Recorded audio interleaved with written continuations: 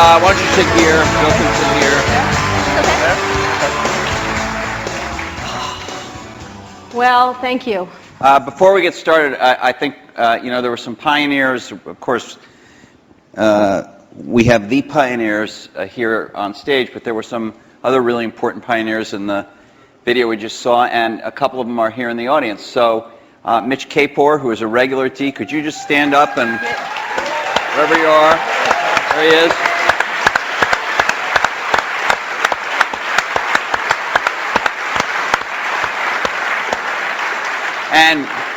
And Fred Gibbons, who has not come to D before but is here tonight. Fred.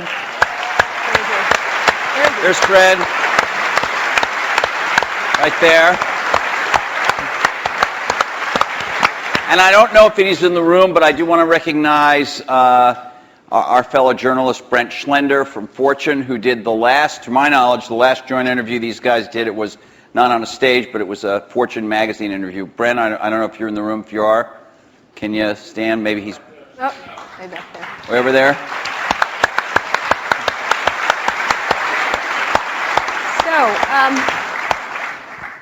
So let's get started. I wanted to ask, there's been a lot of mano-a-mano catfight kind of thing in a lot of the blogs and the press and stuff like that, and we wanted to, the first question I kind of was interested in asking is what you think each has contributed to the computer and technology industry, starting with you, Steve, for Bill, and vice versa. Well, Bill built the first software company in the industry, and I think he built the first software company before anybody really in our industry knew what a software company was, except for these guys. And that was huge. That was really huge. And the business model that they ended up pursuing turned out to be the one that worked really well, for the industry. Mm-hmm. So I think, but the biggest thing was Bill was really focused on software before almost anybody else had a clue that it was really the software. That's what I see. I mean, a lot of other things you could say, but that's the high order bit. And I think building a company is really hard, and it requires your greatest persuasive abilities to hire the best people you can and keep them at your company and keep them working, doing the best work of their lives, hopefully. And Bill's been able to stay with it for all these years.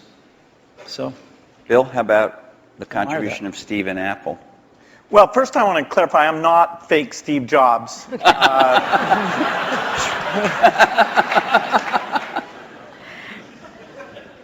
What Steve's done is quite phenomenal. If you look back to 1977, that Apple II computer, the idea that it would be a mass market machine, the bet that was made there by Apple uniquely, there were other people with products, but the idea that this could be an incredible, empowering phenomena, Apple pursued that dream. Then one of the most fun things we did was the Macintosh, and that was so risky. People may not remember that Apple really bet the company. Lisa hadn't done that well, and some people were saying, okay, that general approach wasn't good. But the team that Steve built, even within the company, to pursue that, even some days it felt a little ahead of its time. I don't remember that Twiggy disk drive. 128K. Yeah. The Twiggy disk drive, yes. Steve gave a speech once, which is one of my favorites, where he talked about, in a certain sense, we build the products that we want to use ourselves. So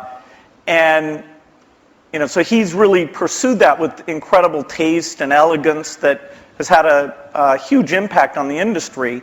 And his ability to always come around and figure out where that next bet should be has been phenomenal. Apple literally was failing when Steve went back and reinfused the innovation and risk-taking that have been phenomenal. So the industry's benefited immensely from his work. We've both been lucky to be part of it, but I'd say he's contributed as much as anyone.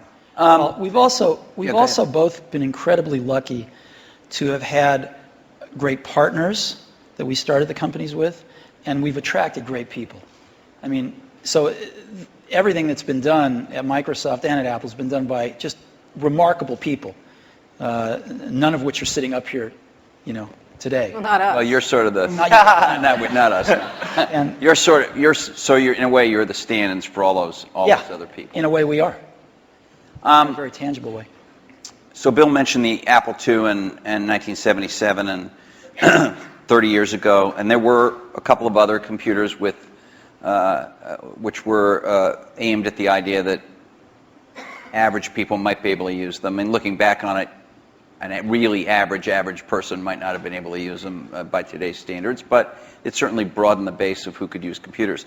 I actually looked at an Apple ad from 1978. It was a print ad that shows you how ancient it was, and it said thousands of people have discovered the Apple computer. Thousands of people,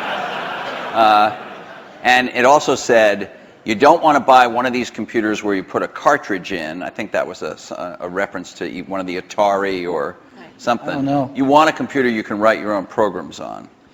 And so the world, and obviously people still do. We had some but- very strange ads back then. We had one where it was in a kitchen, and there was a woman that looked like the wife, and she was typing in recipes on the computer with the husband looking on approvingly in the back. Stuff like that. Yeah, how did that work for you? I don't think well. So, but just think back to, I know that you started Microsoft prior to 1977. I think Apple started the year before in 76. Microsoft in 74 was when we started writing the 75. BASIC. And then, then we did shipped the BASIC in 75. Okay. Most people, some people here, but I don't think most people know that there was actually some Microsoft software in that Apple II computer. Do you want to talk about what happened there, or how that occurred?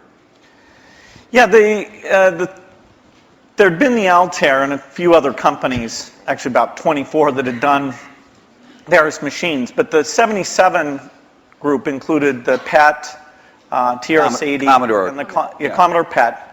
TRS-80, and the Apple II. The original Apple II BASIC, the integer BASIC, we had nothing to do with. But then there was a floating point one where, and I mostly worked with Woz on that. Let me tell this story. So Woz, my partner, we started out with this guy named Steve Wozniak, brilliant guy. He writes this BASIC that is like the best BASIC on the planet. It does stuff that no other BASIC's ever done. You don't have to run it to find your error messages. It finds them when you type it in and stuff. It's perfect in every way, except for one thing, which is it's just fixed point, right? It's not floating point. And so we're getting a lot of input that people want this BASIC to be floating point. And like we're begging Woz, please make this floating point. Who's we? How many people are in Apple? Well, me. Yeah. We're begging Woz to make this floating point, and he just never does it, And he wrote it by hand on paper. I mean, he didn't have an assembler or anything to write it with. It was all just written on paper, and he'd type it in. He just never got around to making a floating point. Why? Well, this is one of the mysteries of life. I don't know, but he never did. And so, Microsoft had this very popular, really good floating point BASIC that we ended up going to them and saying, help. And how much was I think you were telling us earlier. That was $31,000. That Apple paid you for the floating point BASIC. And I flew out to Apple. I spent 2 days there getting the cassette. The cassette tapes were the main ways that people stored things at the time. Right. And, that was fun. I think the most fun